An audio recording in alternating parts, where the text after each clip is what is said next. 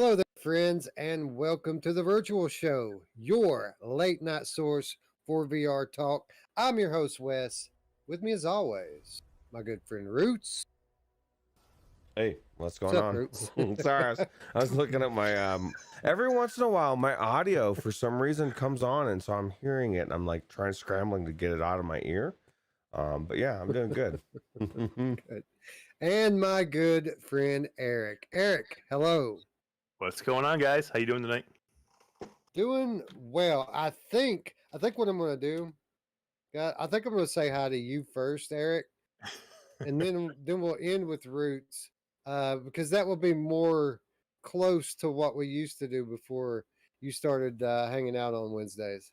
Yeah, Hell yeah.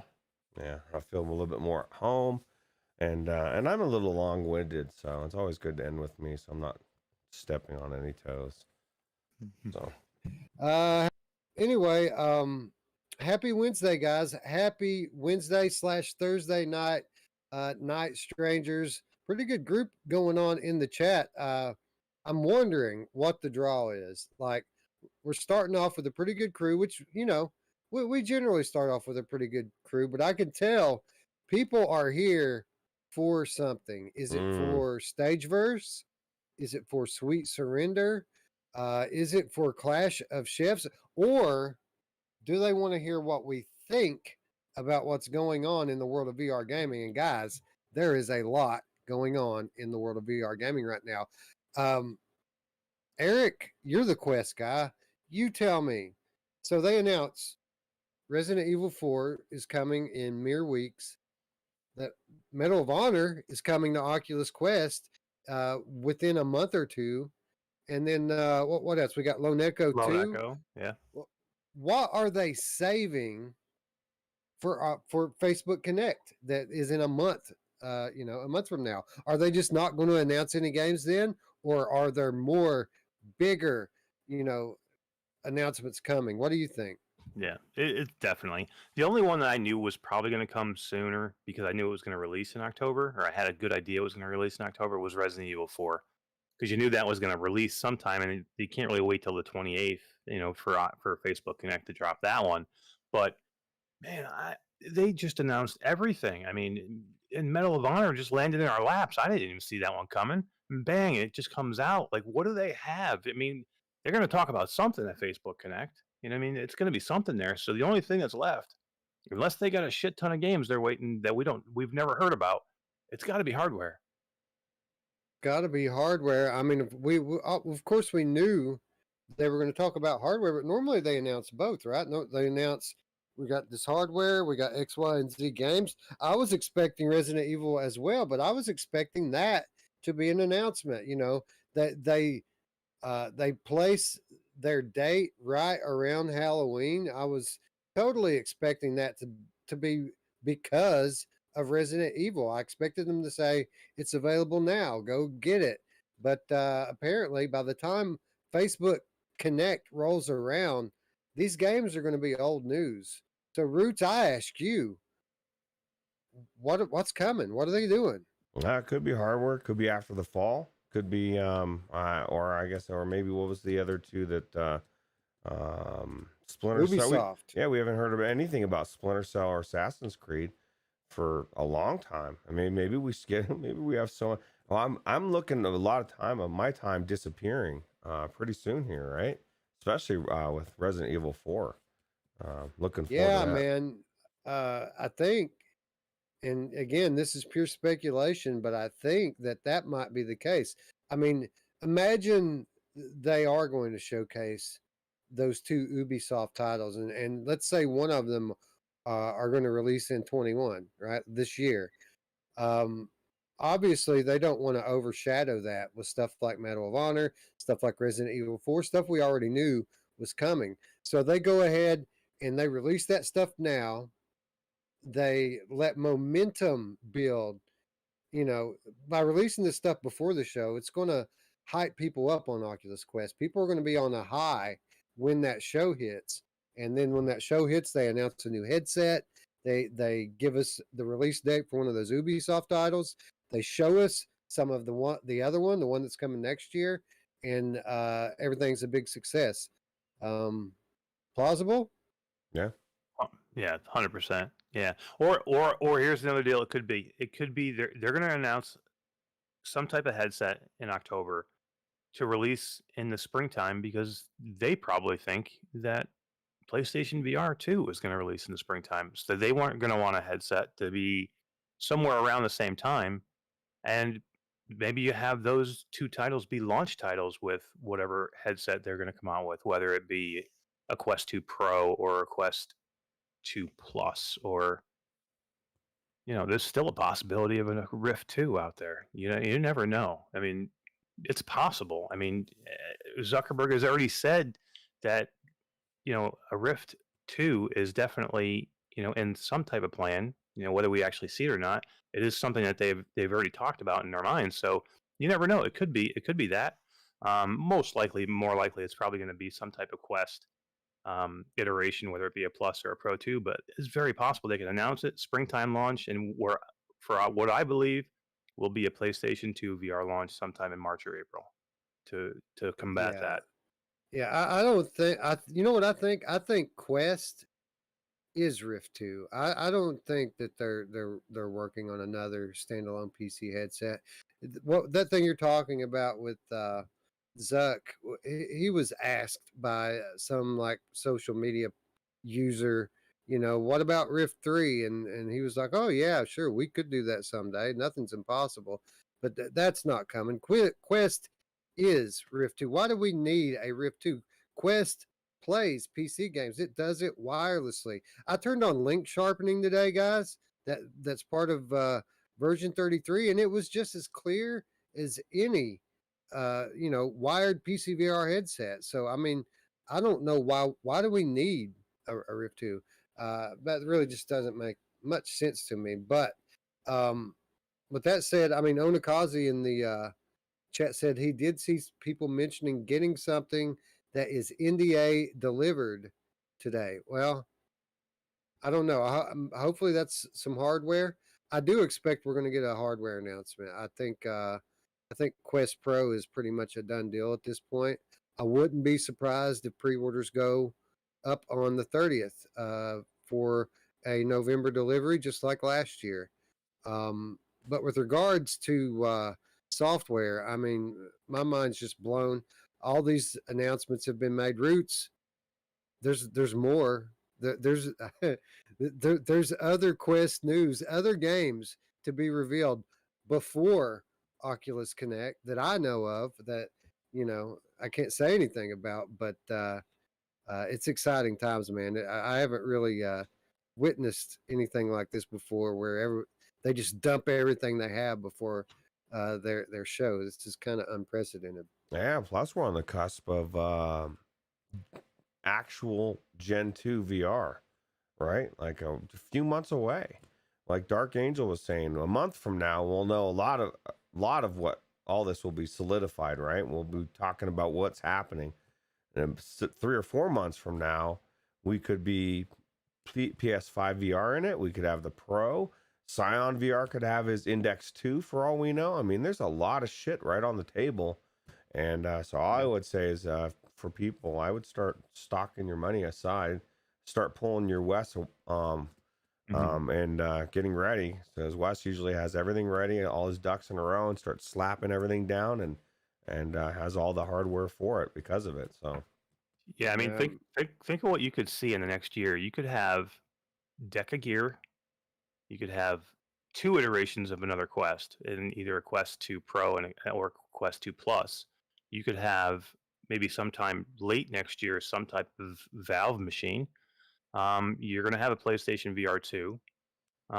You're probably going to have, it seems more likely every day that Apple will be coming in sometime late 2022. So, this is going to be a crazy time in the next year and a half. It's going to be insane. Yeah, Valve's doing standalone PCVR is what they're doing. So like They are. while Quest 2 is making strides, in having their standalone titles get closer and closer and closer to what PCVR can do, Valve's taking the approach of having their headset just run PC games. Now, obviously, it's not going to run everything on high ultra detail, but I mean, I think that they can probably effectively pull off low to medium detail PC games. That said, I'm talking about today's PC games. Now, will it run the cutting edge PC games from 1-2 years from now? Probably not. But still, I think that a lot of PC VR gamers out there who are looking for that all in one device that can, play their PC games wirelessly. And then if they want to take it with them, they don't have to, deal with a less than catalog. I think a lot of people, a lot in terms of PCVR, a lot of people that are kind of averse to what Quest offers are probably going to go for that. Yeah, I mean, there's a lot of people out there. I mean, I had people that were, we got that giveaway going on this week. I had people that are like, "Hey, can I join your Discord instead of joining Facebook? Because I hate Facebook. Nobody wants to get on Facebook. I don't blame people sometimes, but I get it. I think they want to join the Quest 2 giveaway without joining Facebook. What are they going to do if they win? Yeah, Like right. you have to join Facebook, bro. It's part of the deal. You're a Quest 2, or I say we are a Quest 2 community. We're giving away Quest 2s. If you don't join Facebook, you just can't play, bro. You just can't play. Yeah, Traveling Man has a good I guess thing. He says he hopes Rockstar unveils what they've got coming. It's been a few years since they said they were working on a open world AAA game, right? VR. I'm sorry, that's PlayStation VR. I would bet money on it. That's not going to come this week. I'd be shocked. Yeah, I agree. How big of a bomb would that be, though? Holy crap! Yeah, that would be huge. There's an existing relationship between Sony and Rockstar Games, though. Sony typically gets timed exclusives on their stuff. I fully expect that to be GT5 VR is what I Launch think that title. is. Yeah, probably. exactly. I just have the feeling something big is coming. From the feeling I'm getting around certain things, something big is coming. And the 28th is going to be a big day. I know where I will be. I will be tuned in to that broadcast because something big is going to happen, I think. Yeah, I agree. I think we'll have big games announced, or at least release dates for the big games we already know that are coming. I think Quest 2 Pro very well could drop on that day, or at least pre-orders go open. The whole question with me on that one is, are they going to underprice it? Are they going to underprice it the way they did Quest 2? That's the question. Like, we already know what that device is and what it's going to offer. The only question now is how much is it going to cost? They don't need to. They don't need to underprice it, right? They've got the Quest 2 out there for such an amazing price that hits all the people that, in that price point. Why I would think it's going to be more. I don't think they'll gouge. Yeah. It'll be expensive, but it's definitely not going to be cheap. I don't think if it's going to be. $4.99. I'm thinking $4.99 somewhere around there. $500. I think $500 is the best case scenario, right? Like, we've already got 2 Quest 2 versions out there, 3 and 400. I think 500 is the best case scenario for Quest Pro. 600 I could see very viable. I think 600 is probably the most likely price point. 500 being the best case scenario, and then like 700 and 800 being the high end if they don't subsidize it, right? You guys going to get one? I mean, Ruuts say they do launch one for $500, and this is a unit that has the same processor as Quest 2, only it's not underclocked anymore. Now, remember, the XR2 in Quest 2 is underclocked. It's locked down for cooling. We already know Quest Pro has an extra cooling fan in it, which would point to maybe it won't be underclocked. It'll be the full XR2 capability. In addition to that, probably going to get better build quality, probably going to get some better integrated audio. You're going to get way better tracking. If, I mean, if those controllers are for the Quest Pro and not the Quest Plus, or vice versa. If those controllers are for the one that's coming this year, you're going to get better tracking. You're going to be able to put your hands up your ass if you want, and it's going to track them all the way up. And this is the big one for me. You're going to get better screens, same resolution, but better colors, better black levels, dual layer LCD screens, all that. $500. Is Ruuts in? I don't see why not. Like, I could sell my old one on Facebook Marketplace pretty easy, or I could give it to one of my family members or something. Sure, you know, I mean, $500. I'd say that's worth picking up. All the upgrades that you just said, and the potential of just having all these Quest 2 exclusives be that much better, run that much better, be able to run them that much sharper, right? So, Eric, everything we just said, and better facial interface and elite strap included on it. It is a pro model. We should expect comfort out of the box. $500. Are you in, or are you waiting and seeing? I gotta do it. I gotta do it. I mean, I want to see what they can do. I want to see this thing unlocked and not held back either by the cooling or the Quest 1, because I guarantee anything that's going to come out for this will not be held, because we know the XR2 is being held back by the Quest 1 right now. They're probably only running at maybe 3/4 of what that thing is capable of doing. So I want to see it unleashed. So, and if that means that, you know, you need another fan in there, you know, the comfort, I don't care about that. If that's there, I'm fine with that. But I want to see what this thing can really do, because I'm curious myself. I mean, I want to see what real good, you know, great standalone can do. I want to see Medal of Honor. I want to see what this Medal of Honor can look like. You know, if they can even pull off half of what it looks like on PC VR, I want to see that. You know, and if I want to see that, I want to see that in the best Quest tech I can get it on. So yeah, I'm in. Yeah, and without a doubt, you know, we didn't even mention, you know, when I read down that list of features, I didn't mention the eye tracking. I didn't mention the face tracking. And, you know, I could give two shits about the face tracking, but the eye tracking is something that has practical uses for it in VR, not only as a performance boost with dynamic foveated rendering, but interface, right? I mean, imagine people being able to design horror games based on them knowing what you're looking at and what you're not looking at, right? They know where your peripheral vision is and where you're not looking directly. Like, I could design a horror game with just that alone that makes people shit their pants, and I'm not even a game designer. So, like, that's a huge one. And when you consider putting like eye tracking with some of the software advancements that have been made this year, like FSR. I mean, we've talked about this stuff with PlayStation already. Quest, you know, could potentially be delivering these types of advancements within the next 30 days. And that, in my opinion, is very exciting.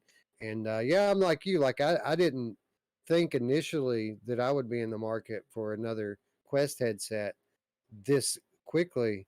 But the more I hear about it, the more excited I get. And my wife seemed amazingly open to it when we were in the concert the other night. So, you know, I could see your. Yeah, I was looking at your avatar, but I could see your face light up as soon as she said, like, I just assumed you were going to go get one. You're like, really? Really? Well, you can bet your ass that I'm going to now. You know what, though? Honestly, I'm probably going to do what I normally do and plan a fire sale around here. And I'm already looking at that steering wheel over there like, man, what are you fucking thinking, right? Why'd you, it's fuck $300 on that when there's a headset, you know, multiple headsets coming? What are you doing? Yeah. But yeah, I would, I don't plan to buy it, but if I had to bet, I probably will. Yeah, well, we're also living in a time where if you decide a few months down the road to buy it, you may not be able to. You know, like, get it Right. now Well, that's while the you thing, can. right? So That's the thing, right? Most likely, if you get it and you don't want it, you could probably sell it at a profit, at least for the first 3 months. That's typically how things have gone over the last 18 months. So, I mean, if pre-orders are open, this is my advice to anyone who has the money. If pre-orders are open, order it. You can always cancel your order. You can always sell it after you get it. Don't be one of these people who decide tomorrow that you want it and then now you can't get one. Well, the PlayStation Yeah, I mean, 5 opened my eyes, man. Trying to get a yeah. hold of that fucking thing for everybody. Are still people trying to get a hold of it, right? Why would we expect this is any different? Now, I'm sure Oculus has got a lot of product out there, but I mean, like, if it's gonna sell well, you just never know.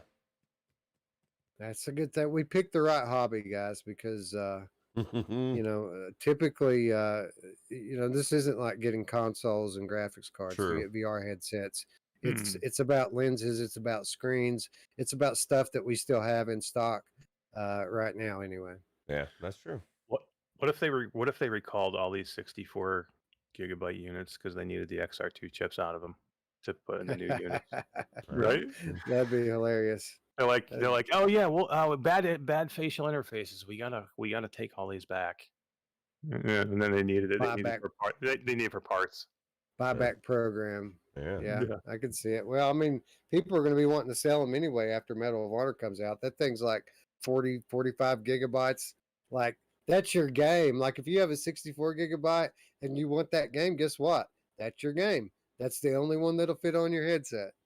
Yeah, because the operating system takes 15 gigabytes right off the bat. So your 64 is about 50 or 45. So yeah, it's not enough. No. That's why. So I don't remember. Maybe it was you, Eric, or somebody else was asking me, why would they do that? Why would they recall those and replace them with 128? Well, now you know why, right? Because they knew this game was coming. Mm-hmm. Yeah. Anyway, exciting times. Lots to talk about on the Sunday show. Typically, we go over this stuff in detail on our news program, which is on Sunday. Wednesdays are all about game impressions, game reviews, and the larger, more abstract topics in VR.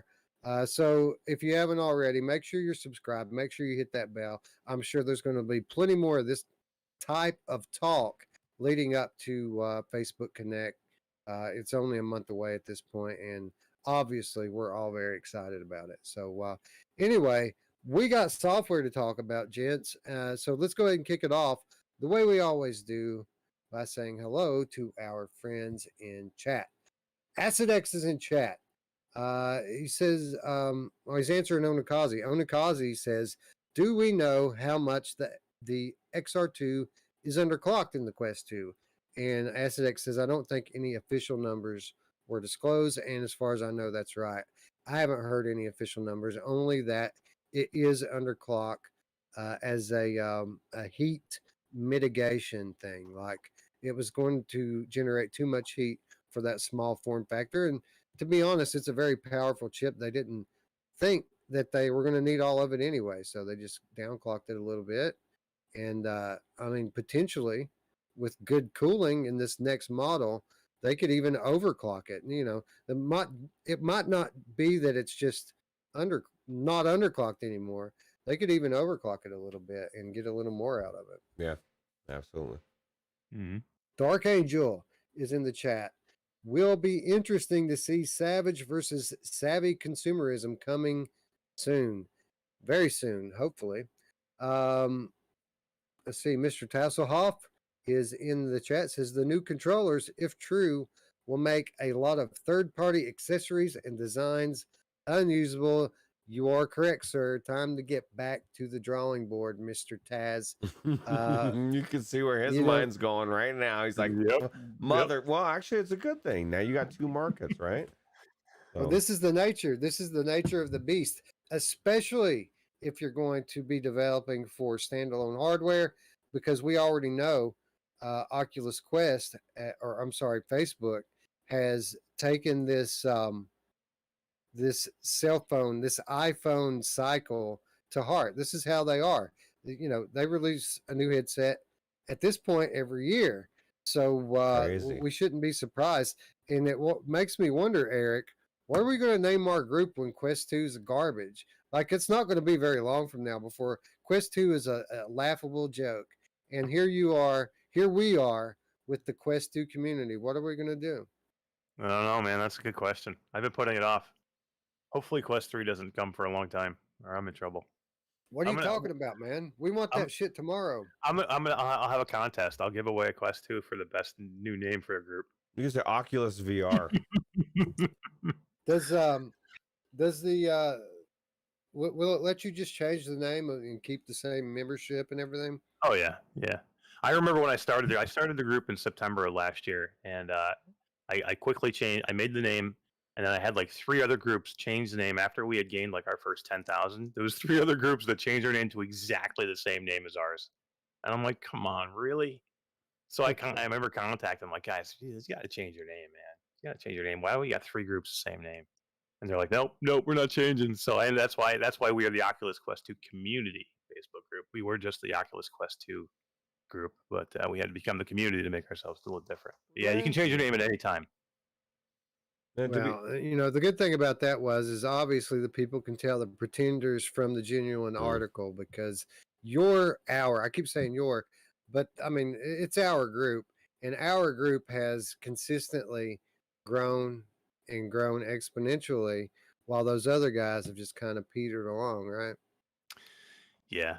I mean, there was the largest group when we started was 50,000, and they're at 75, and we're at currently today 112,000.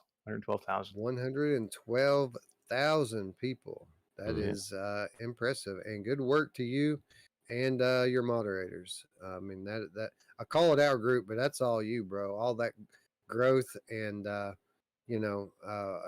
everything you got going on in your community is something to be proud of, and you deserve to be commended for it. And again, in case you guys didn't catch, they are giving away 2 Oculus Quest. They're giving away $1,000 this week. So and that we're halfway through this week. So you don't want to dilly dally. There's a link in the description below. Oculus Quest 2 community on Facebook. Don't waste another day. Go in there and put your name in the hat. Hussein X says, I just joined it 10 minutes ago, and I hope you signed up, right? Signed up for the Quest 2 giveaway. Yeah, get in there. It would make my day if somebody from this community, from our virtual strangers community, would win one of those. It really would. And I'm not doing the drawings, so it doesn't matter. Yeah. It's Maloka. Maloka is the sponsor, and they are doing the drawing themselves. 10 people winning $100 each, 2 people winning an Oculus Quest, and it's open to anyone. So have at it. Is it the 128 gig model? Do you know? I'm assuming it is. Nice. Yeah, the 128. You can't get the 64 anymore, and the 256 is a little expensive. Pricing. Well, shit, dude. 128. I'm not gonna. It's not slumming it with a 128 gig. That's a good thing to win for sure. Yeah, absolutely. Anyway, hello to Hussein X. Hello to Phil Yarn. What's up? Wolveraza in the chat. Traveling Man 3775. Dark Angel, who we already said hello to. Scion's up there somewhere, as is Mepper and Delirium Drew, and I think I even saw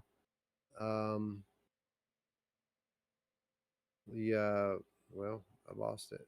Never mind. There's people were showing up early today. Radio Runt's up there somewhere. Hey, what's up, Radio Runt?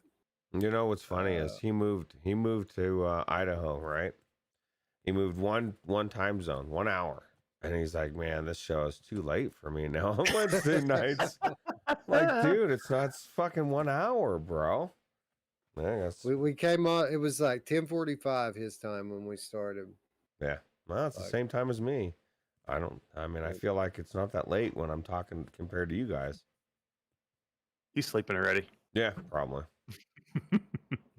Yeah, that's what happens when you get a bunch of old dudes in your community, man. People have bedtimes, right? Yeah, right? Sure.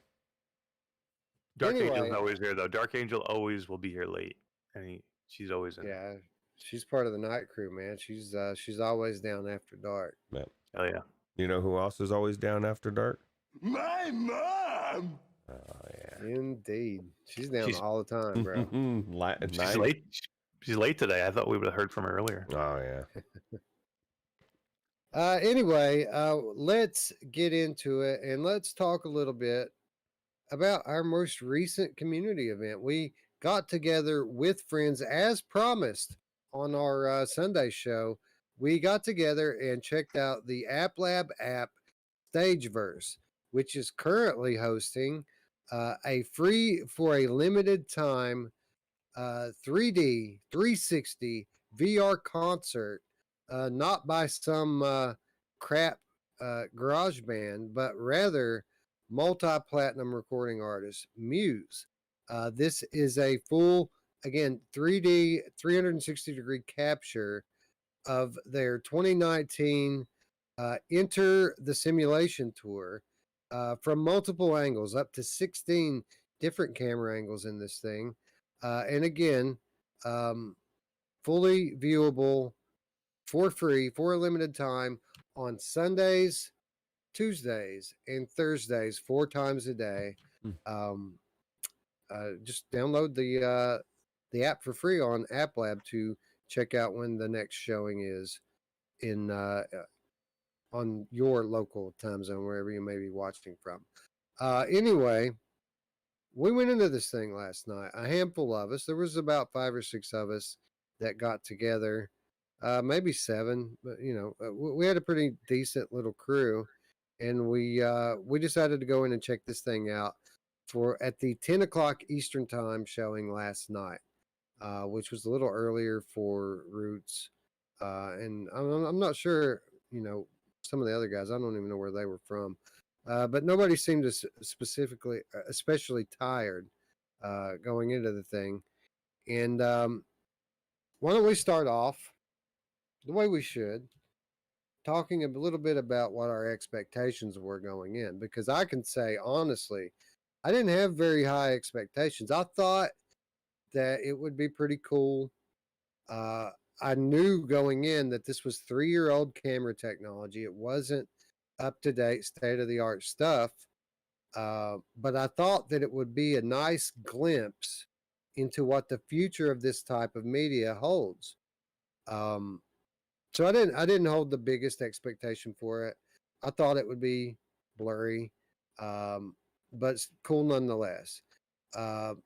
Then I got onto the Discord to see who was interested in going, and then someone immediately on the Discord shows up and said, I already went in there. It was super blurry. I didn't like it. I noped out pretty much immediately. And then my expectations went from midway to the basement. So I did not expect much walking into this thing. And that's important to note, because often our expectations dictate what our experience is going to be. So, Roots, I ask you, what did you expect going into this? I was expecting it to be blurry as hell as well from the comment in the Discord, and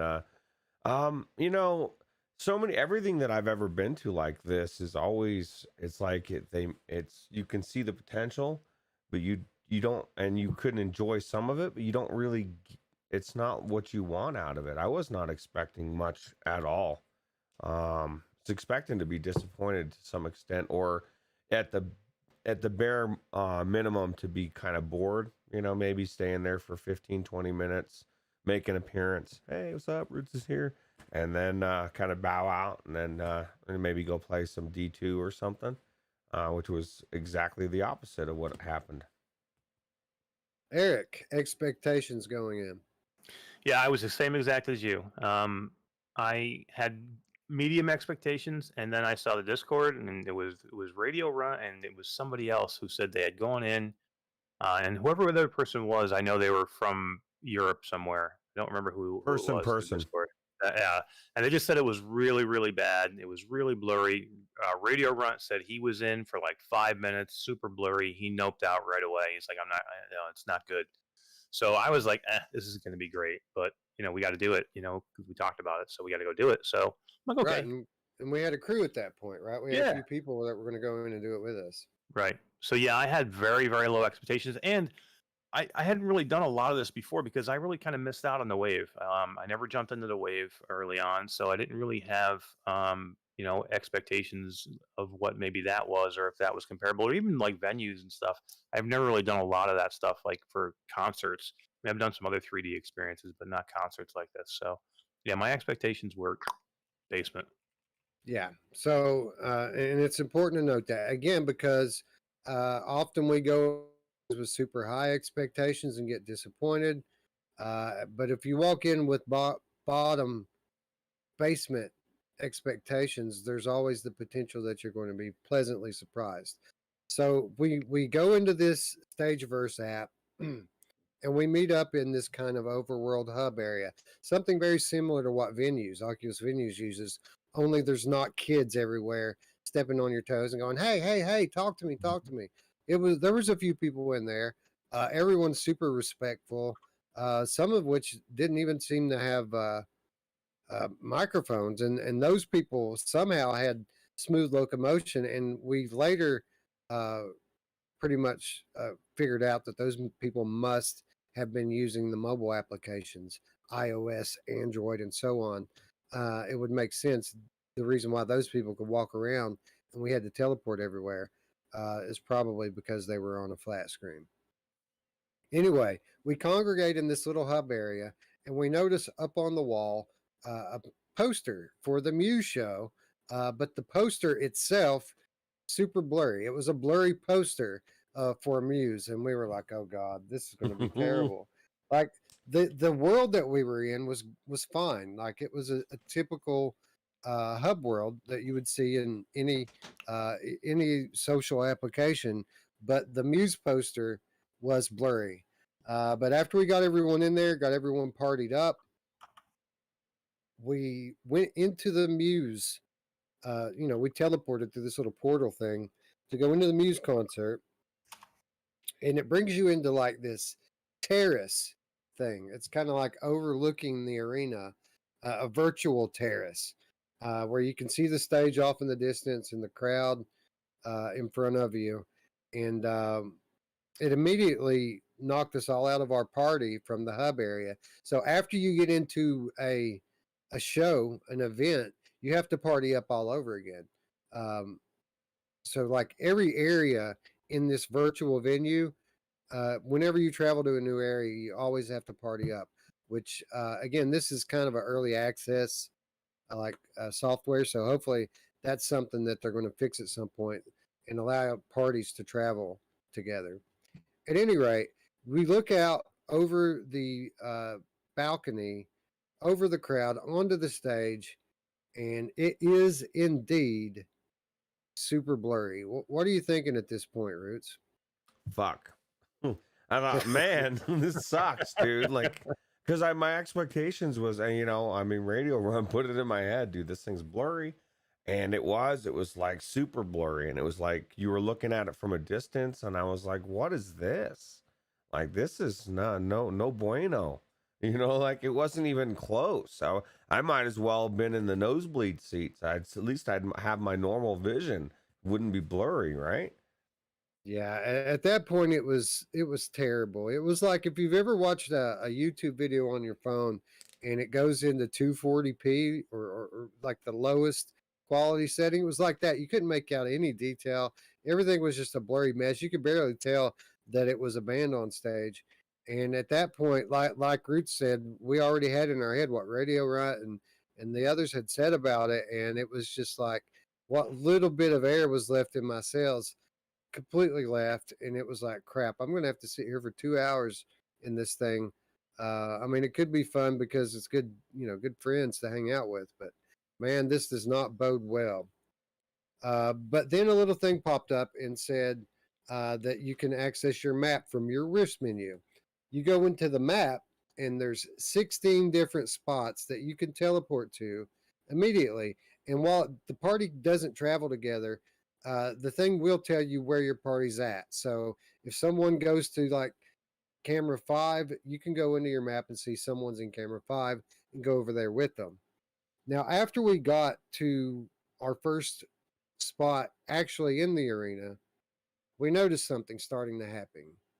The resolution began to change. And it wasn't very long before we realized that this particular experience utilizes dynamic resolution, which varies depending on your bandwidth. So it'll go up, it'll go down. But it wasn't long before we got in there and things were pretty damn sharp and clear. And at this point, we began to see the potential of this thing, didn't we, Eric? This quickly went from this is a mess to this is one of the coolest experiences I have ever had. Things got so clear that you literally thought you were in this concert standing next to these people. I mean, you'll see some things in this video with that when you see them in this video, it was that clear in the headset. This is not like what you see here is what we see in the headset. It was amazing, and it was funny because sometimes with the dynamic resolution, you would turn your head a little bit, and then you would lose it for like a split second, and it would come right back. And then after a while, I didn't notice it at all. It would seem like everything was clear. Maybe every once in a while, when you did a camera change and you went to a different spot, you'd have a momentary blurriness, but it would quickly go away, and then you would have crystal clear. You could even move around in that camera location, and it would still stay clear. It was just during the transition period when you went from camera to camera that you would get a little blurriness. But I went from here to like way up here. I was like, this is one of the coolest things I've ever done. Yeah, yeah. It was so you teleport to each one of these spots. And what do you say about you're in this little circle area that you can move around in. What do you, about a 15-foot diameter, would you say? I mean, it's a pretty good sized little space that you could walk around in. Yeah, and you could get different perspectives from that. Even just that one camera area, you could actually get different perspectives because you could actually turn around in that camera position, and you could look at the stage, or you could turn around and you could actually look at the audience and look at the people in the crowd, which was almost just as fun as looking at the band members because you're seeing them in super sharp detail and everything that they're doing during this concert. So yeah, you had all kinds of different perspectives just in that one camera circle. Yeah, so this what we're looking at here. This is my this is my video, right, Roots? Yep. Yeah, so this is actually a headset capture from my experience. This is kind of toward the end of the show, but it was at this point where I was so wowed and so floored by this experience. I was just like, man, I've got to capture this. People aren't going to believe how good this actually is. And so I thought that I lost my footage, but we're looking at it here. I actually was able to retrieve it right before the show. I thought I had lost it. Roots put me on it, and I found out that it was actually still in there. And what you see here is pretty much what you get from each of these 16 points that you can visit. Now, the coolest thing, while certain parts of the show are better seen from certain vantage points than others, there's a 17th choice. Other than the 16 spots you can go to, there was an option to, quote, follow the action. And when you click follow the action, you pretty much ride around on, and it moves you from camera spot to camera spot to camera spot, always taking you to the area where you want to be, right? The best spot to take in the action at that specific point. And I know Roots agrees with this, right? That was the application at its best. If you can get in there and stomach that kind of movement, because I mean, there was a little bit of comfort issue with it. I wouldn't suggest that a new VR user follow the action, but if you could stomach it, it was easily the coolest thing in there, right, Roots? Yeah. What was cool about it is because for what it felt like to me was an experience. Like whether it be on synth writers or whatever, the director of the video clearly is taking you where they want you to be during the entire concert. So you can be following the action and you're seeing what they want you to see. And it's just really cool. I really enjoyed it. But like Mash was saying, another one of my favorite parts was the people. Because there was a couple of songs that were really, really high intense, amazing music to begin with, right? You're already enjoying it. You're in this concert environment. You're with your friends, and I'm watching the audience. And these people from Brazil are just, I mean, they are so into it, and you, as you're watching, you can feel the energy. At least I could. I was like, it blew me away, man. It was like there's certain moments, you know, like Anthony with the tear and Beat Saber, whatever. Certain moments that you just feel there's just something about it. It was super surreal. To the point that like even Dark Angel taking pictures, the photos she saw and she put on the Discord, she's taking snap pictures in the thing and you know, it looked like somebody took a picture on a fucking stage of the concert, man. You know, I don't know how the technology is doing what they're doing, but I was really blown away. Now it is, like Wes said, early access. There is jank that they need to work on, and they will work on. But this opened my eyes to this is how you want to watch a concert in VR for real. And notably, the video footage that you're looking at here, this is the follow the action viewpoint. That's why the camera view keeps changing over. So this is literally what it's like. You're kind of like surfing in midair on top of this. It's like being a ghost, a spirit in this concert hall, which happens to be a huge stadium with 30,000 people in it. It was breathtaking, wasn't it, Eric? Yeah, I mean, like Dark Angel's saying here in the chat, she's like it was in Madrid, Spain, and the people knew every word and they were singing it all in English, and it was amazing. And it was like, and you were right there. I mean, you're right in the middle of them, so it was contagious to feel that emotion of being there. And I even remember Wes, your wife Michelle, saying, "God, I miss concerts," because it made you feel like you were there. And you know, we've all missed these things for the last how long? You know, year and a half, almost 2 years. We've all missed these things, and I literally felt like I was at a concert with 8 friends last night, or whatever night we did it. And I'm telling you, the time went by like this, and before I knew it, it was 1 o'clock in the morning, and my headset died, battery died. He put a hole in his Marshall stack, man. Did you see that? They did. Anyway, we were blown away by this thing. Totally exceeded even my initial expectations. It way exceeded what I thought it was going to be. And it makes me excited, man. It makes me excited.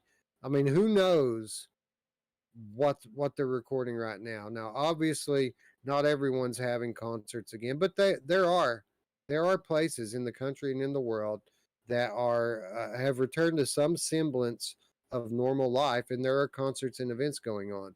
But the cameras are better now, so it makes me wonder who else is doing this. Now, I can say definitively that Muse is a friend of VR, and I don't know if we have another group in the entertainment industry, in the music industry, that are quite as into VR as this group specifically is.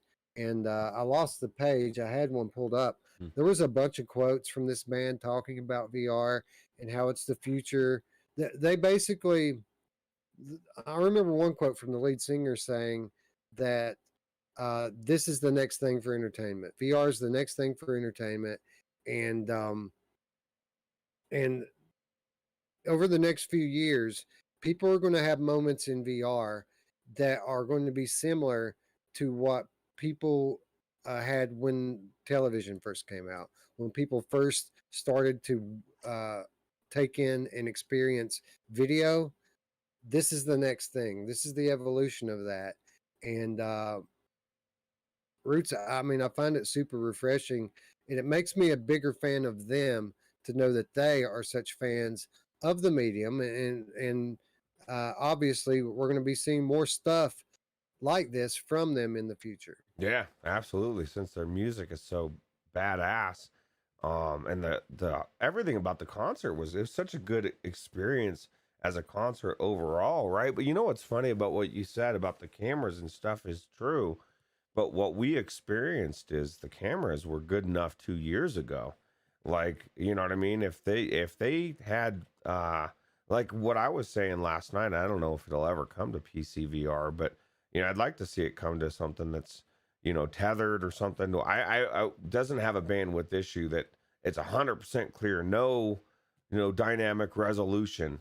What we had last night could jump to another level on top of it, and I'm sure the Quest version will get to that once they figure out all the kinks as far as how everything goes. But yeah, I think that technology is already there.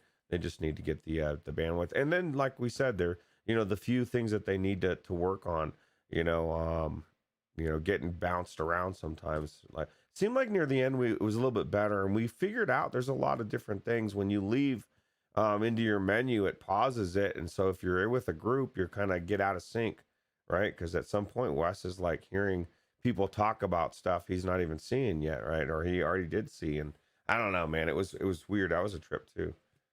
Yeah, so your video player inside this software buffers. It downloads a little bit ahead, obviously, as it would need to for something with this big of a data stream. It needs to get ahead a little bit. And anytime you take a picture, anytime you interact with your map, anytime that that you do anything in your menu, that buffer gets a little bit bigger. So what that does is it puts you a little bit out of sync with the members of your party. Not by a lot, typically just a few seconds. But you'll notice someone in your party say, wow, that was cool. And then they'll start talking about something. And then you'll see it. And then you'll start talking about it. And then someone, someone a minute later will start talking about the same thing that you guys already witnessed. We did recognize that. And I think it was Mr. Tasselhoff who discovered that if you want to go through the trouble to sync back up, you can go back out to the lobby and then re-enter, and your buffer will reset. So if that was a big issue for you, which it wasn't for me, I didn't mind being a little bit off sync from everyone else. We were all still pretty much experiencing the same thing.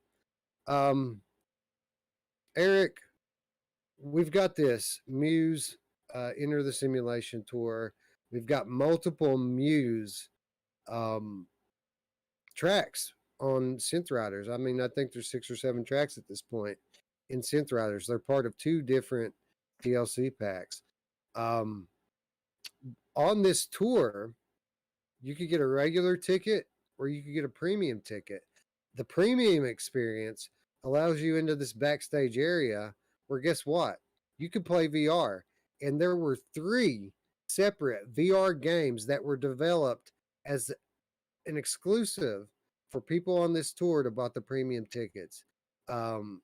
These guys are obviously fans of VR.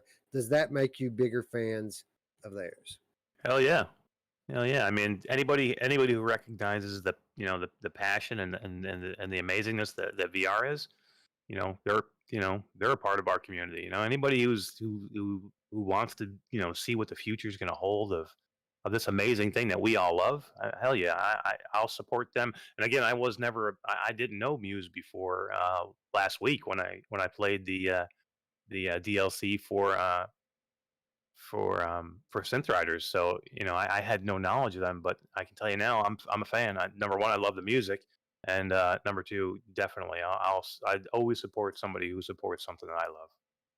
Yeah, absolutely. And I feel that way completely. And I never understood it. I live in Kentucky, and there's a lot of people here are NASCAR fans. And there are people I know that are so into NASCAR that they will actually buy the products that are on their favorite driver's car. And I never quite understood that. I thought it was a little bit crazy, but now I'm kind of getting it a little bit when I see someone like this who so supports the the technology that I love so much. Now it makes me want to support them even more. So I can't say enough good things about this experience.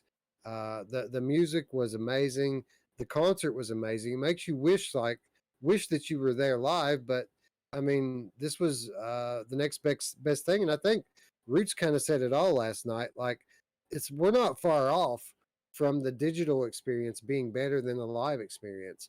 And Ruuts, we caught glimpses of that potential last night when we were in this thing, didn't we? Yeah, absolutely. Because they can do things, and they could make. I did see some things that was going on that weren't going on, and I'm assuming there wasn't really shooting stars, and maybe there was so much going on in this concert in general. But man, this concert, this band is trailblazers for VR, right? We need people like this that have an influence to show people it can be done, and they've done it now, and hopefully we'll start to see. We really should be. We're in an era we should be seeing videos pretty soon, music videos in VR. Not that anybody wants to see those, but it'd be kind of interesting. But nobody watches videos anymore. Nobody listens to music in general, but like they're gonna catch on that's a huge way that they can reinvigorate the whole market that's kind of stagnant right now in general, right? Can you imagine being in the middle of a really badass music video or whatever it is? I just think that my eyes were open with this concert, and it blew me away. Yeah, absolutely. So during this whole segment, I've seen various people in the chat say I meant to go, but I overslept. I missed out. I can't say definitively that something's not gonna come up and I'm not gonna be busy. But tomorrow is Thursday, and at 7 p.m. Eastern time, that'll be late enough for me to get into it, but early enough for me to finish it before I go to work. And the wife and I were so blown away, we want to do it again anyway. So PD, Mepper, those of you in the chat that want to go back in for the encore with us, it's very possible that we'll be down to do this again tomorrow evening at 7 p.m. Eastern time. That'll be like around midnight for UPD. People across the world, figure out what time that is for you. 7 p.m. Eastern time. Very possible, very likely even that we're going to go in for the encore. If you're going in, make sure your battery is fully charged, because we got down to the encore and people's batteries started dying. So especially if you're going to record or take pictures, make sure you're on a full battery. Plug in, if you got a battery bank, it'd be a great idea to use that. But I'm down to do this again, guys. Either of you want to join us for the encore? Yeah, I definitely will if I can get off of work. And PD says he wants to be inside the Avatar movie and watch from inside the movie. And I do too, PD. And I guarantee that's the future of movies. And they'll be just like the follow the action. The director will be moving you around from scene to scene, making sure you're watching. And I guess with the foveated render, or not, I guess the eye tracking, they'll be knowing where you're looking, and it's going to be amazing. Yeah, for sure. PD says it's Thursday now for me. Yeah, it's Thursday now for us as well, technically, except for Ruuts. I think Ruuts still has 5 minutes left before it becomes Thursday for him. But anyway, Eric, you think you'll be off work in time to take in another show tomorrow night? I will. I'll be there. I'll be there. I'll be there for a little bit. I have my own live show tomorrow at 9. But I will be in there before that one. I will be in there because my wife wants to go in. I told her all about it. She couldn't get in last night because she had to work this morning, and she had to get up early. But yeah, I'm gonna get my Quest 1 ready to go, and I'll slum it with the Quest 1, and I'll give her the Quest 2. Mash Mama, cool. Yeah, Mash Mama, cool. We'll get her in there. So tomorrow, Shadowgate Dev, is that right? Tomorrow, yes. Tomorrow is Dave Marsh, the developer from Shadowgate. Nice. Yeah, so Shadowgate VR, The Minds of Mythrock, coming to Oculus Quest. Is that one out next week? It is October 7th, and I think we can probably say that. Can we tell them what we got going on next Wednesday? Well, I mean, we'll be talking about Shadowgate, right? And that's right. Yeah. I'm trying to think about what we can I don't ever understand how these NDAs and stuff go. Like, are we allowed to at least say yes that we've got access to games and stuff? Well, yeah. Yes. As far from what he was telling me in the email is that we just can't show footage. We can talk about That's it. Yeah, we can talk about pretty much everything in the game, just not show any footage. But yeah. Well, my question though is in general, not just about this game, but like, can we tell the people what else we have coming up? I don't know. I don't know how these things go. I typically when I get access to something like this, I keep it to myself until at least a couple of days beforehand. But yeah, we've got Shadowgate coming up. Roots, I don't even know if I told you. You might have noticed it when you were in the Quest I account did. earlier. You noticed it? We've got Song in the Smoke Yep. too. It's already They- downloaded. that we're going to be playing this week, which I don't know if the embargo for that one will be up by the time that we do our show next Wednesday. But we've got things. We've got other things too that I can't talk about. But it's exciting. It's exciting times for VR and specifically Oculus Quest. So yeah, we've got a great show lined up next week. And again, tomorrow on the Oculus Quest Facebook group, Eric will be interviewing David Marsh, the developer behind Shadowgate VR, which for those of you who are saying to yourself, you mean Shadowgate, like the old Nintendo game? Shadowgate? Yes.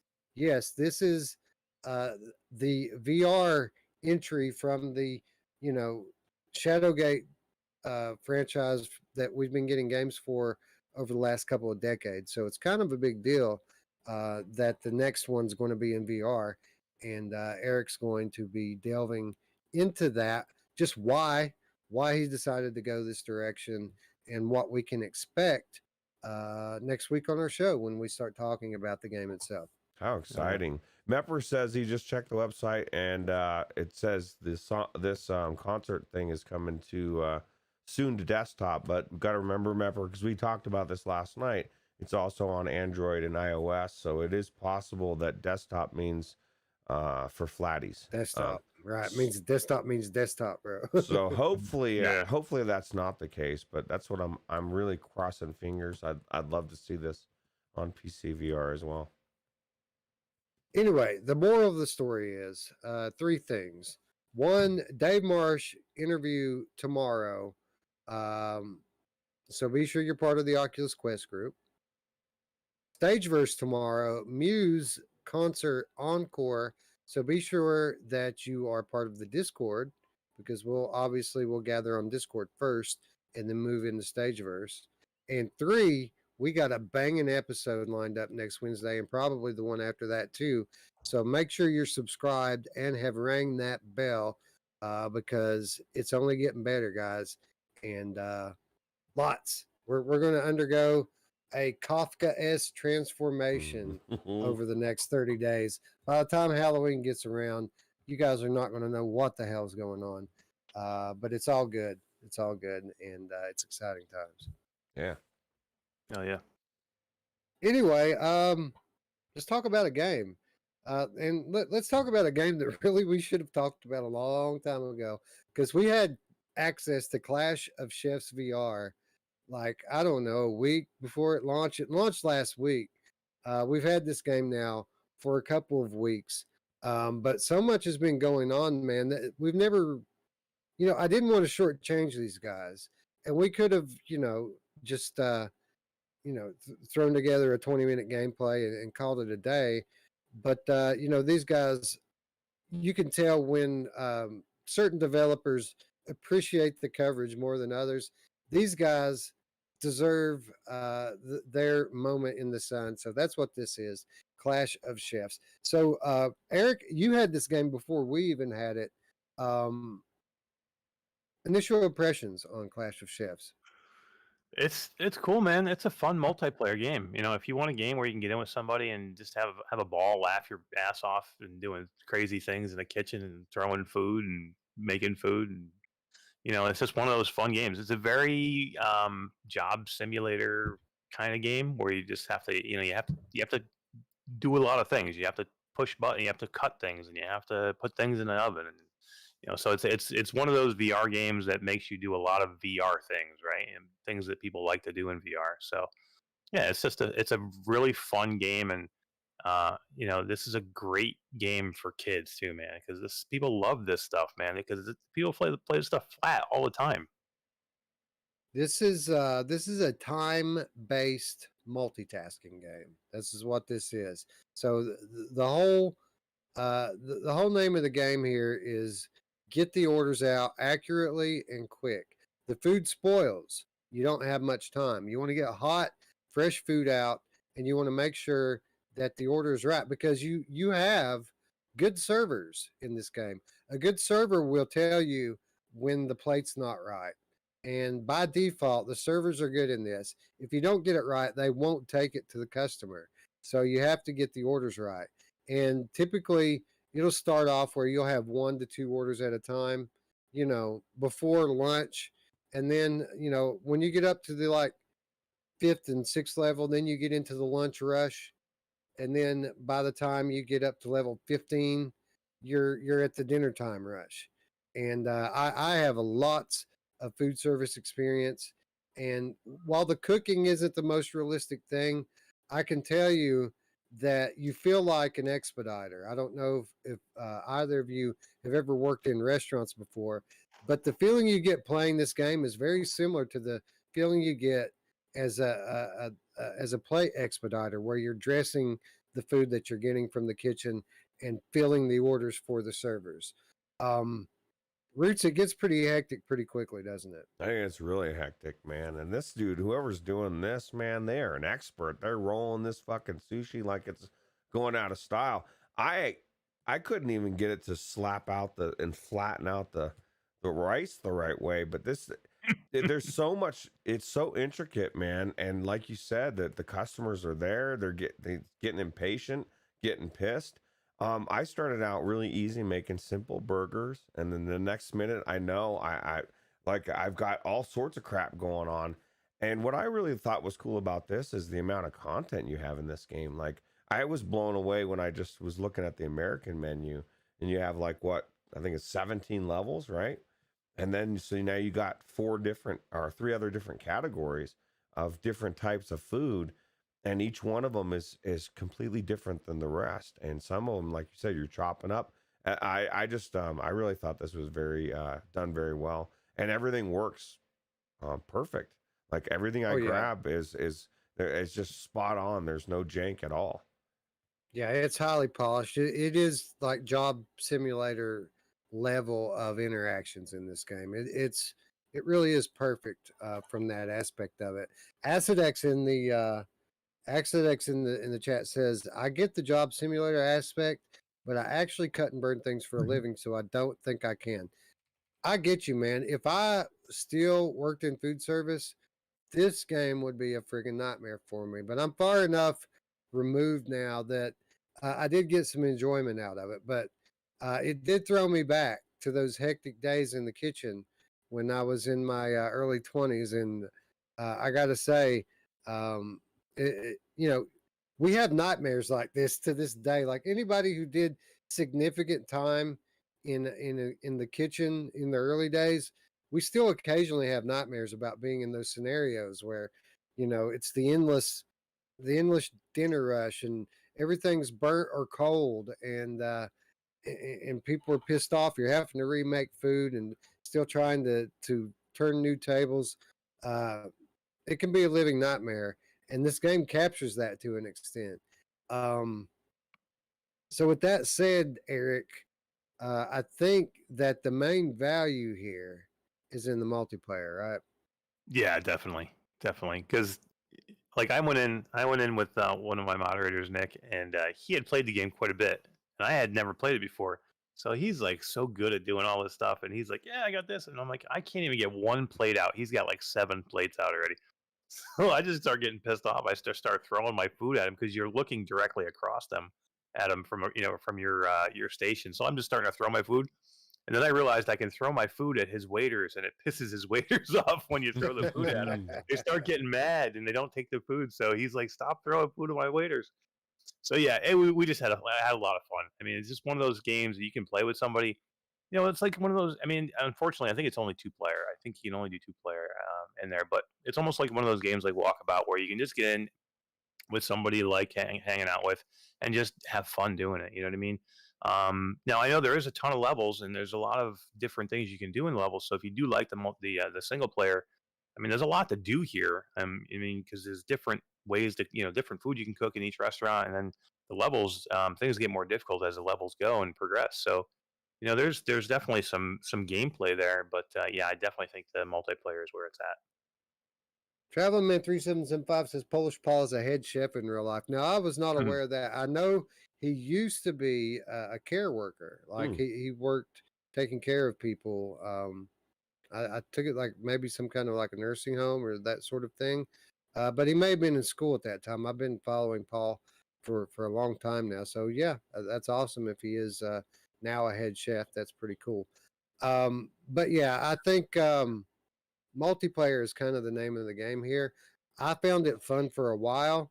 But there's 4 different types of cuisine, 4 different types of restaurants you can work in, and each one I think has 20 levels. By the time you get around level 15 or so, it was starting to wear thin on me a little bit. Single player. So really the Ruuts, I mean, the whole fun here would be to race against a friend, right? Yeah. Well, that's what the you kind of mix the two, right? You play the single player and figure out how to do it, get good, and then you're not going into a situation like MASH was where Nick is just crushing him because he's obviously put the time in, right? If you guys raced, you would have lost. But yeah, I think the multiplayer is definitely where this game would shine for sure. But I mean, especially what if you're an aspiring chef? This could be pretty cool, you know. I mean, the customers getting pissed. I just didn't care. I was like, fuck it, man. You're gonna wait. You know, you get pissed if so I see a angry face at the end of the level. And I don't care. So that made me feel good about it anyway. All right, so this game is on Oculus Quest, which was the version that we all played. It's also on Oculus Rift and Steam VR. Now I don't know if I do not know if crossplay is enabled on this. I'm not sure, but what I do know is that cross buy is enabled on it. So if you buy this on Quest, you'll get it on Rift. If you buy it on Rift, you'll get it on Quest, which is a pretty big plus, I would imagine, especially if crossplay is a thing. Eric, $20. And by the way, we did not pay for this game. We got a review copy. Thank you to Flat Hill Games for providing us with the review access. But Eric, $20. What do you think? I mean, not for me. This is my type of game. I can tell you this. I would have bought it anyway though, because this is exactly the type of game my daughter loves playing. She loves Job Simulator. She loves Vacation Simulator. And with those games, with a younger person, especially with Job Simulator, a lot of times you can't adjust the height, and my daughter has a tough time reaching certain things. With this game, you actually can grab the handles of your kitchen counter. You can raise or lower them by grabbing them and pushing them up and down. So if you're shorter, you can push it down, and she can reach everything. And she's gonna have a ball with this game. I can't wait to get her in there. And the only thing I gotta see is if we can do it together, because I don't know if it's app share. That's one thing I got to check out. But right, I think it is actually. I think it is now. It's been a few days since I checked it, but I'm pretty sure it was in there when I looked. So basically, what you're saying is this game specifically isn't something that you would normally play, but on a quality level, I mean, it's on the quality level of a $20 game. It's just not something that you would normally buy, right? yeah, absolutely. This game is worth $20 to somebody who likes to do these types of things. You know, and if you like this, if you again, I wasn't really a Job Simulator fan or a Vacation Simulator fan. But if you dig those kind of games, this is just as good as those games. This is, it doesn't maybe have the humor that Job Simulator does, but this cool stuff here, and this multiplayer, and it's fun. I mean, I had a good time doing the multiplayer, and again, if you have kids, man, I can't wait to do this with my daughter. So yeah, I would buy it just so I could do it with my daughter and have fun doing it that way.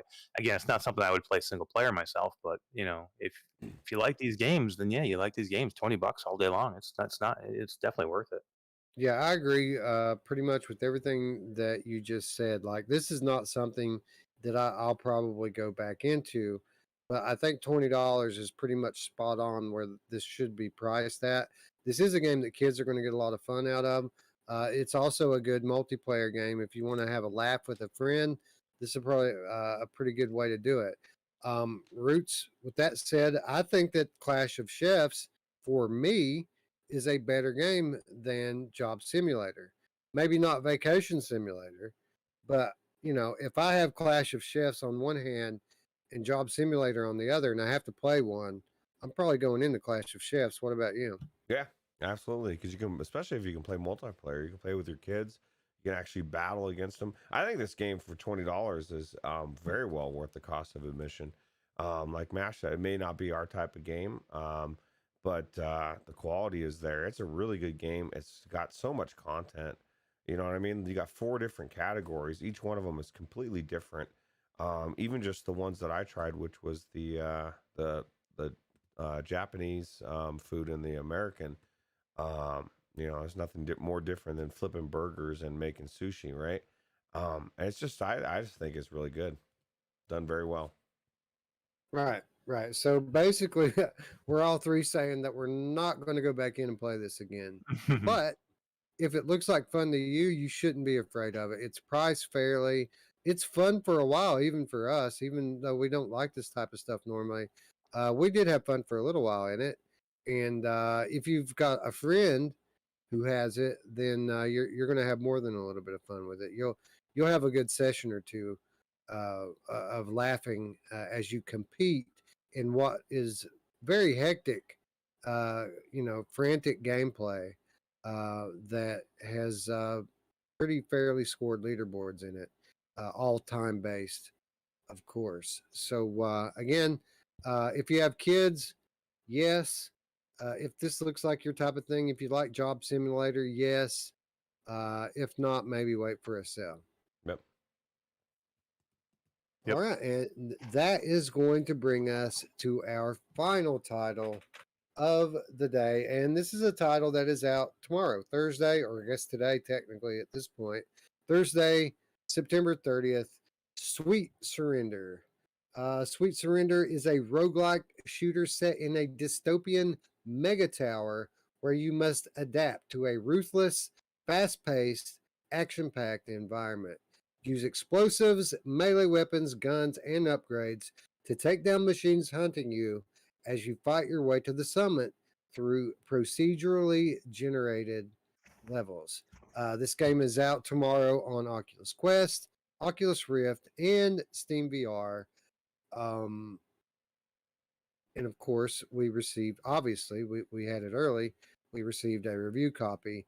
Thank you, Salmi Games, for providing us with review access. So, we had this game on Quest 2. Eric actually got a copy on Steam. And so I think we all played the Quest version, right? And I think Eric and I played the Steam. Most of my time went into Steam. Most of Eric's time went into the Quest.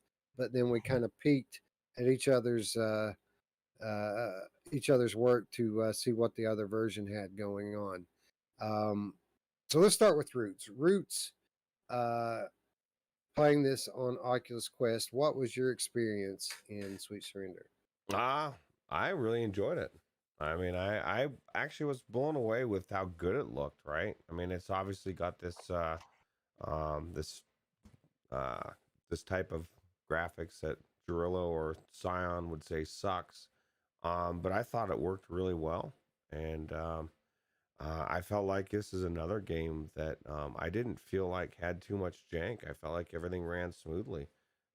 You know what I mean? I was really impressed with it. Yeah, not the most detailed textures in this game. Not very much detail at all. But good lighting and bright, vivid colors, right?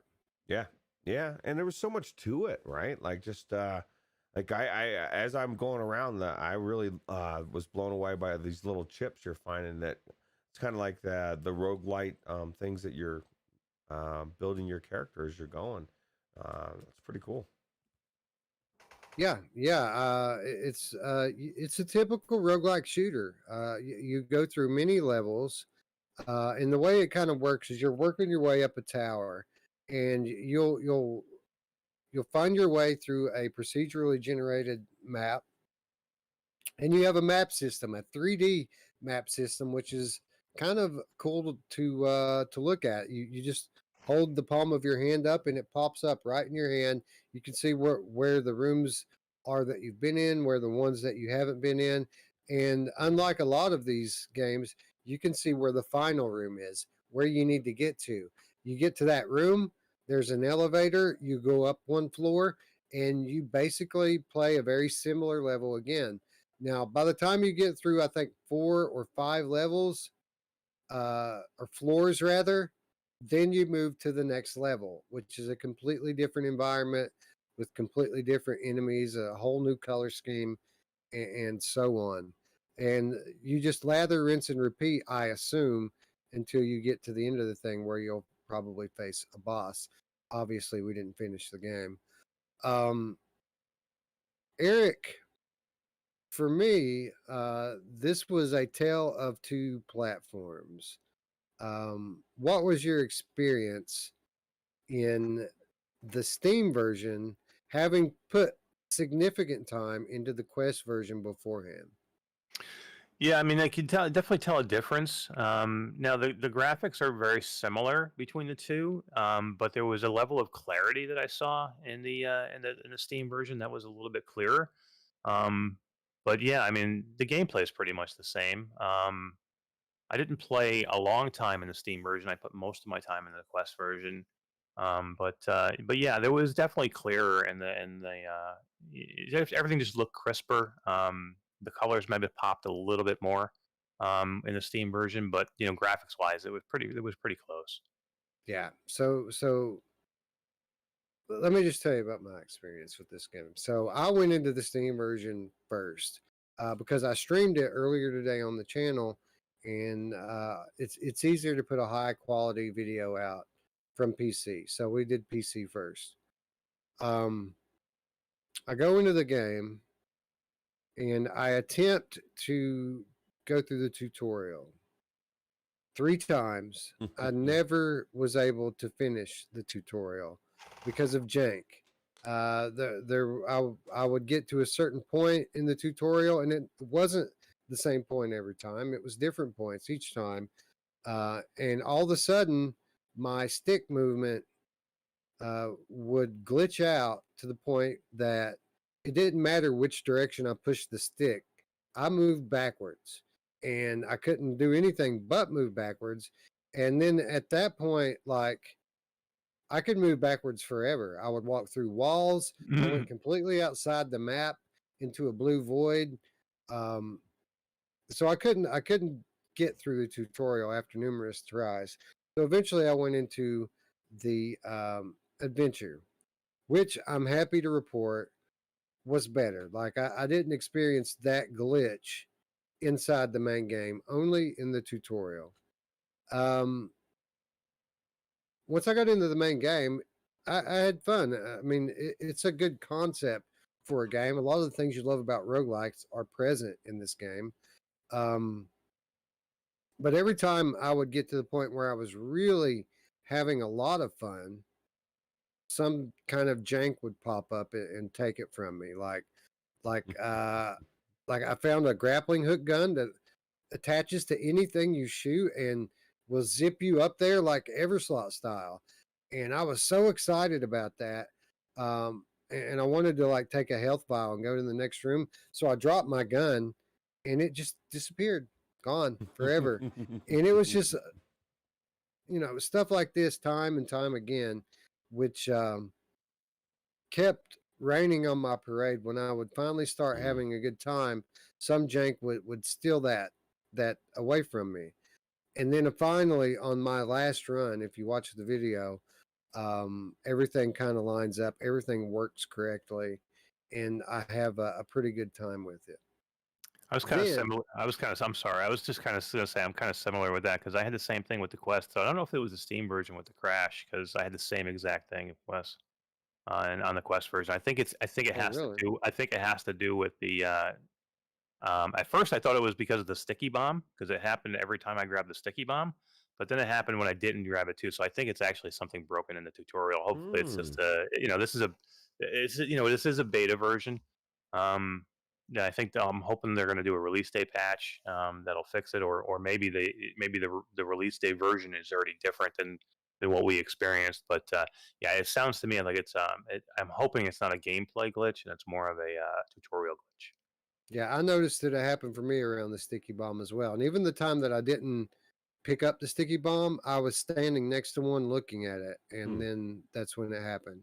So I think it might have something to do with sticky bomb, actually. You know what's Yeah. what's interesting about this whole conversation? You know why I didn't run into this problem? Guess what I didn't do? I looked at that tutorial and I said, "There ain't no fucking way this game is Screw that. Yeah, there's no way that there's so much to Friction. this game that I'm gonna have to do a tutorial." So I just didn't do it. This is the one time where Roots was like did the right thing, didn't do the tutorial, and he like made out like a bandit. Yeah, Roots is the winner this week. Yeah, usually I'm wandering in circles, not knowing what's happening. But when I got over to the Quest 2 version, I had none of these issues. Like, I made it through the tutorial, no problem. I used the sticky bombs in the tutorial without issue. The only negative, and it's a very minor one, versus the Steam version, was there was some aliasing. Like, there was a little shimmery around like the hard edges in the Quest 2 version. But besides that, Quest 2 version was superior in every other way. There were sound effects in the Quest 2 version that I didn't hear when I was playing on Steam. There were haptics in the Quest version. There was no haptics on Steam. Like there were haptics in Quest 2 where I would shoot the gun, there was haptics. You know, if you watch me playing the Steam version, I'm complaining that when I put something in the holster slot, I wish I could feel some haptic feedback to know I got it there. Not a problem on Quest 2. It does that on Quest 2. It didn't do it on Steam. So I don't know if the Steam version is a lesser version or if it was just glitched out when I was playing it. I was playing it through a link cable on my Quest 2. But my experience in the Quest 2 version was night and day better. It was an okay game to me on Steam. I really had a good time playing this on Quest 2. In fact, like my game's still going on. Like anybody watch me on Steam, I died like a friggin' 100 times. Like I didn't die on Quest. I'm still going. I'm on like the next level out of the mines, and I have a great friggin' loadout, and I can't wait till the show's over so I can get back in it and pick it back up again. That's crazy. So you made the rooftops. I had to stop watching your stream, so I didn't see end. But you made it to the rooftops or the outside level. I made it out of the mines, like the first set of levels. At the end of the mines, you meet this robot thing that makes you give it a handgun, right? And then you can get out. So I did that. That was the last thing I did, and then I took my headset off and came to the show here. Oh, that's crazy, man. Well, you know, PD says he had no issues on Steam, so I don't know what's happening. PD, did you notice any haptic feedback at all, or did you just not even pay any attention to that? Because I noticed there was no haptic feedback, and there are a lot of sound effects, like not music, but residual sound effects, bubbling sounds, things clanking in the next room, stuff that I could hear on the Quest 2 version that I did not hear in the Steam version. I didn't know there was a fucking map. Well, that's the good part about the tutorial, right? As you're telling me, because I didn't know you could. I was just wandering around this place, just looking for where to go. I didn't know you could go right to it. That's crazy.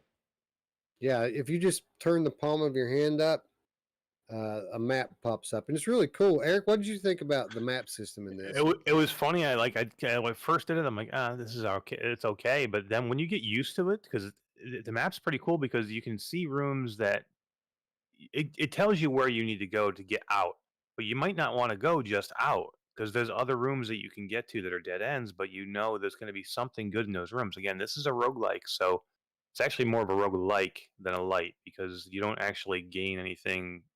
You lose everything in this. You don't bring it. There's nothing you can bring over to another run. So, but anyway, um, you I lost my train of thought now, but you know, Yep.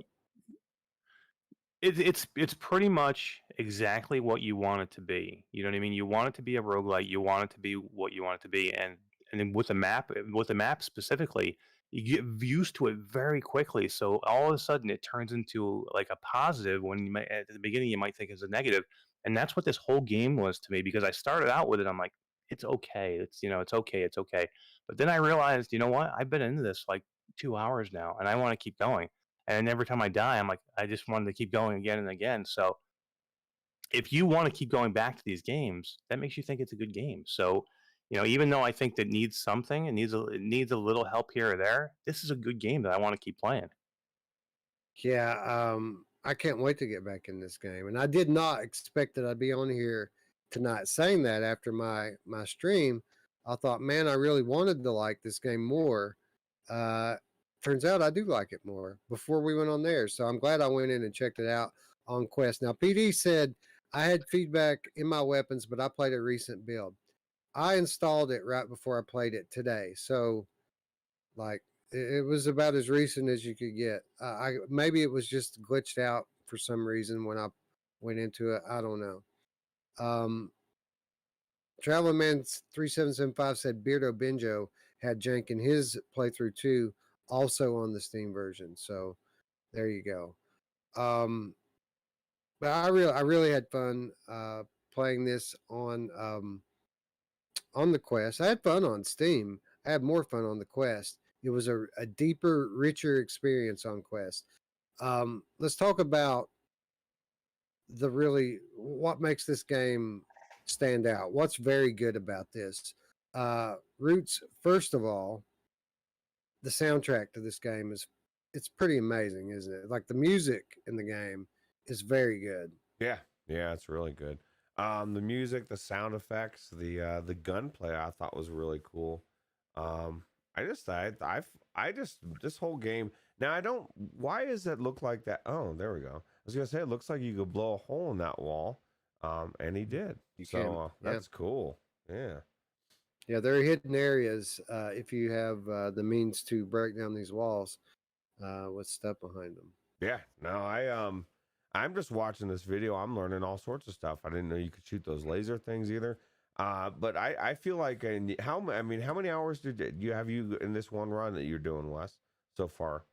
2-3 hours probably. My stream today was 2 hours, and then I did like another 30 or 45 minutes before the show in the Quest version. Okay, so you're only about an hour in, and you're getting pretty far, huh? I made it much further in the Quest than I did on it. Like I died a lot on the stream, so yeah, I didn't make it real far. I made it up to like the 3rd or 4th level pretty regularly, but something would happen and kill me. We had the opposite because I was like not doing great in the Quest version, and I finally went over to the Steam version. I had my best run, and I made it all the way outside on my last run on the Steam version before I got off to come on the show. Cool. What was outside? So, anything exciting out there, or is it a secret? You got to get there, man. You got to get there. Eric, the other big plus for me was the variety of weapons and abilities that you would expect from a roguelike game. Like there's a wide selection of guns, a wide enough selection that I'm still finding new guns. Like I've found a ton of them already. I'm still finding new guns. And then you have 2 slots on each of your hands to equip traits. And that's always the funnest thing for me because you can get very strategic with these chips that you put in your hands. And much like was my experience with Returnal, the reason why I'm doing so well on this run now, and I didn't want to just quit, was because I have such a good loadout in my hands that I feel like I can take it all the way with what I've got right now. Now you know who else thinks they can take it with what you got right now? My mom! Traveling Man says, oh no, wait, actually, what Traveling Man wants to know how much is this going to be. Do we know the cost on it yet, or have they announced it? 25, I think, $25. Okay. Yeah, I think it's definitely worth $25 for me anyway. So much so that I'm going to. I was thinking about buying the Steam version. I think I might buy the Quest version for myself because this is a shared copy on the. I want to own it. I want to own this game myself, and I want to support the devs. So, definitely a good game. Yeah. Yeah, I mean, Yeah, this is another roguelite, right? This is they keep coming out with these roguelites that are so good, and that's one of the biggest reasons I love this game already is just because of I love the roguelites right now. Yeah, and I got to say, I played a demo of this like 3 or 4 months ago, and it has come a long way in a short time. Like, I couldn't believe when I heard this game was coming out, like this week, it was like, oh man, these guys must need money. They're going to put that out already. I didn't expect that they would have made this much progress on it by now, but they have. It's come a long way. Now, obviously, not perfect. Still a lot of jank sorted out. Plus, there's some things they could optimize. For example, they put the map in your gun hand. You should at least be able to do it on both hands. If not, just put it on the offhand because I don't want to have to holster my gun every time I want to look at the map. That makes no sense. But besides that, I mean, I like how everything is set up. One aspect of it I didn't particularly appreciate. Obviously, you are on a time limit, right? Like it's not just about making it through the levels and beating the enemies. If you take too long, the big badass enemy is going to come after you, and if it finds you, you're dead. Roots, how many times did you have that thing pushing you through the level? A couple times, but my problem was I didn't know where I was wandering in circles. So I guess maybe he just didn't find me. But yeah, if he gets you, you're dead. And I don't know. I guess that's kind of adds a level of kind of spices it up, right? For someone like you that likes to be meticulous and check every single nook and cranny, it adds an extra element for you because you're torn, right? It's like I really want to look everywhere, but I don't want that thing finding me. Because there's nothing worse than sinking hours into a run and then dying and having it all end, right? So Yeah, it just basically made me change the way I play. Like now I kind of have to play like other people play and just try to get out. Just go, look at the map, find the green room and go for the green room because like as much as I'd like to clear all the rooms and pick up all the upgrades, uh, they don't give you enough time. Like you have to go pretty quickly. So what is it like 5 minutes, Eric, when that thing's up your ass? Yeah, it's fast. It's before you know it because what happens, like I said, you're gonna want to explore a little bit because your upgrades you normally have to buy, and these cogs that you find, I don't know for you guys, but there was some runs where I found like none, and I was making Yeah. these rooms where I could buy, and I'm like, I haven't found one cog yet, and I need like 20 to buy anything. So, sometimes you're going to want to explore to find stuff, to find weapons, to find these upgrade chips that you can put in your arm. So you want to explore, but yeah, you're constantly know that any minute now the alarm's going to go off, and then once the alarm goes up and everything turns red, and you're just like, oh shit, I'm like I gotta go. Then you're just looking for that green room on your map so you can get the hell out. So map, yeah, I mean it's fancy proofs like map. map. The Why you guys fuck? buying with a map? The good news is that even when that thing is after you, as long as you keep moving and you don't stop, you can stay alive. Even if it's in the room with you, like it's trying to shoot you with a laser beam. That takes a minute for it to charge up. So as long as you keep moving, you won't die. But that's hard, especially when you get toward the end of a level when there's a ton of enemies in the room and turrets shooting in every direction. Sometimes you can't just take off running. A lot of these enemies are self-destructive explosive enemies, and you can't just recklessly run in. But sometimes you have to. But I'm on a cool run right now. I love all the abilities that they let you possibly get. Again, I'm still unlocking all of it. I found a ton, but the run I'm on right now, get this. I've got the chip that gives you extra maximum health. I've got a chip that is a damage siphon. So as I inflict damage, it charges my health bar. As I shoot enemies, my health bar fills up.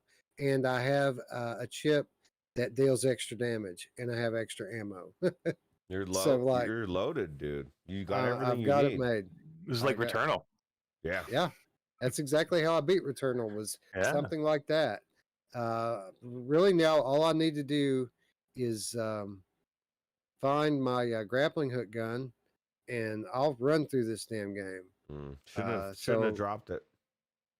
Yeah, I know, right? Fell right through the fucking floor. Like, pissed me off, man. Oh, so mad. I was so mad. Bullpucky is what that was. I mean, there's definitely some jank. I went into one room where the doors, once you go into a room, there's certain enemies in the room and you can't get out until you clear the enemies. Well, I had a room where it wouldn't let me out. There was no enemies left and it wouldn't let me out. I had to end my run. I had to quit because it wouldn't let me out. Delirium Drew says, so this was a good time, question mark, total Borderlands 2 vibes. Yeah, I wouldn't put it on the BL2 level. Like Borderlands 2 is like a AAA game. This is an indie game for sure, and it's a roguelike at that. Yeah, I wouldn't. I mean, it's kind of a looter shooter, so I kind of get where he's coming from. I think from he's that talking more perspective. graphically, the little robots and stuff kind of does give me a little Borderlands 2 vibe as well. I felt like I was running through Uperdegrad. Like the thing looks like Uperdegrad. It has a lot of that industrial look to it, like Uperdegrad had. I kind of felt like I was running through Uperdegrad on foot. Yeah. PD says he said in his video this had a Returnal vibe. Well, if we had audio on this video, you'd be hearing you say that because this is your video.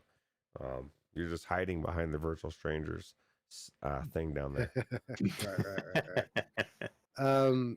So yeah, it's fun, man. I wouldn't put it on the Borderlands 2 level, but it's good. I think it's priced appropriately at $25. You know, we have to keep in mind that the price of games are going up.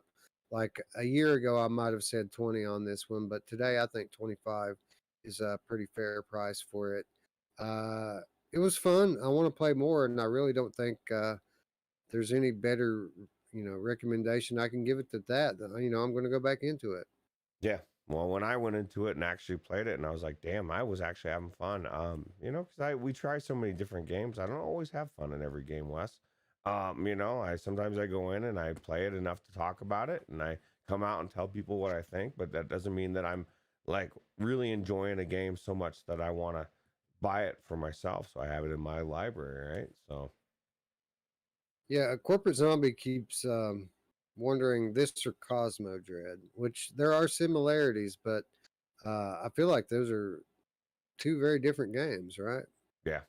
I think Corporate Zombie was responding to Traveling Man, because he said he's going to end up getting Cosmo Dread because it's $15 and it's Halloween time. But I will tell you what, they're both worth playing through. Definitely different types of games. Cosmo Dread is a lot more finished. You know what I mean? This game is more they're working on it and finishing things. Is this early access or no? Maybe I'm not sure if this is officially early access or not. I really don't know. Yeah. Well, I think they're both definitely really good games worth playing through. But for Halloween, I would say Cosmo Dread would be my choice because it's more of a horror type of game, right? Right. And you're right. It was Traveling Man. I saw Corporate Zombie talking about it out of the corner of my eye. But Corporate Zombie makes a good point, though, that Cosmo Dread is on Viveport.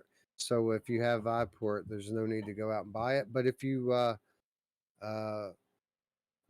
thinking about buying it, $15 is kind of underpriced. Cosmo Dread. Yeah. Well, shit, dude. Yeah. Don't buy it. Play it for free on Viveport, and then buy this game. Then you get to play both. There you go. Yeah, definitely. They're both good games. They're like you said, very different games. Even though they're both kind of roguelike games, but this is way more. This is way more of a shooter. This Cosmo Dread's more of a survival. You don't have a lot of ammo. This is unlimited ammo. You're just trying to shoot as many things as possible. Yeah. This is fast-paced arcade style action. Yeah. Cosmo Dread's just friggin' hard, man. Like that's not an easy game at all. And it's creepy and scary as shit too. So yeah, if you want Halloween, that's a good one for Halloween. Yeah. Yeah. Now I want to play Cosmo Dread too. I think we just maybe we just found another one to stream in October. The persistence too, man. Definitely. Because I keep thinking about the persistence, and that thing is so deep, and I just want to like jack into people's brains. I don't know if that's crazy, but it sounds good. So there you go. Eric's going to do RE7 on the channel here, Roots. Maybe you can do persistence. Yeah, that'd be cool. That'd be cool. I'd like to try to get into some RE7 in VR, but I'm still waiting for. Sony still hasn't sent me my thing, Wes. Can you believe that? Well, you'll have one by the end of the week. That's crazy, but I appreciate that. Isn't that weird though? I guess I should have known Sony wasn't going to jump right on top of it, and send it right out. But well, if it's anything like for me, like it just showed up on my porch from FedEx out of the blue, and then 2 weeks later, I got a tracking number for it. your story you keep telling about that, Wes, is really literally made me, every time I see a FedEx driver near my house, I'm like looking on my porch, and so far it's not there, man. It's crazy. Well, you got one in the mail right now from USPS, and it should be to you by the end of the week. And the good news is you beat the rush, Wes, and they're about to announce, I guess was it Friday, the USPS is going to start costing more and slow down. That's a good combination that we all want, right?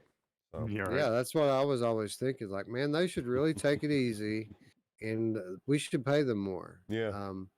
Yeah, crazy. But anyway, we got it in there before the change took effect. So hopefully by the time October gets rolling, you'll be able to play whatever you want from your PlayStation. Rush of Blood. Oh yeah. Yeah, man. Yeah. That'd be I'm gonna do Here They Lie, like right off the bat. We're gonna go do a complete run, like front to back of Here They Lie, and I'm going to point out all the things that you missed when you played it. The deep run, and it's going to be on PS5. Excited? Yeah, I'm super excited. I've been waiting to play this game for 3 months. I've been itching to play Here They Lie, so I can't wait to get back into it. Yeah, and I've never played it, so I can't wait to watch you play and watch you stream it because I want to see it. Now, have you ever seen it? Oh my god! No, I've never seen any of it. I mean, I know you guys have talked about it a lot, but I've never had until recently. Fucking I didn't crazy shit going on. Crazy shit. I can't wait. And the cool thing about it is, even if you watch my stream and I kind of spoil what's going to happen, it's still going to be jarring in VR. You're going to see it in front of you and be like, what the fuck, man? What? Really? Like, we might have to put a, like that game is the only game I've ever struggled with. Should I put an 18 and older limit on my video? Like, because there's a certain part in that, like, I couldn't believe it was it's done so masterfully. Because, it's a Sony game. Obviously, Sony's not going to let people get too lewd with it. Everything's implied. It's not graphic in like everything's explicit. They tiptoe around it so that the mature, educated eye knows what you're looking at, but it's not right in your face, right? So, I mean, it's as like vulgar and violent as anything that you'll see, but it's not on the nose. It's all implied the way they do it. Nice. And it's not just for like the shock value. It's the game itself is an artistic piece that actually is a commentary on human nature. It's the point of the game is to, put a mirror on mankind and our destructive tendencies. So there's implied drug use, there's implied debauchery, there's implied violence and self-destruction in it, but it's all meant to be kind of an introspective thing. And again, I'll explain this to the best of my ability when I play through it. Probably next Tuesday is probably when that one's going to happen. So Yeah, hell yeah! I heard drug use and debauchery. I am in. Yep. not explicitly, but if you know what you're looking Implied. at, it's obvious what they're doing, right? Yeah, it's kind of like watching a Adult Swim cartoon for adults, right? You Right. catch the jokes. Your kids are like, I don't understand what they're talking about, Dad. You're like, Right. good. That's good. That's a good thing. Yeah. Yeah. You're not going to believe some of this shit, man. Like, it's unbelievable. Can't wait. I got Anyway. a fun month coming. I get to enjoy Resident Evil 7 and Roots is going to do Persistence, which I can't wait to watch that one too. And then Now Here They Lie. It's going to be a fun month. Everybody should get down for it. Resident Evil Yep. 4. We got to stream that Oh as well. yeah, dude. I know. Yeah, I can't wait for that one, man. Anyway, Bell and the Button, if you haven't already, this is all going to start in a couple days' time. And I'm going to try to stream more. These guys are going to try to stream more. We're going to, I hope, and I don't know we'll be able to meet this. I'd like for one of us to be on playing something every day through October.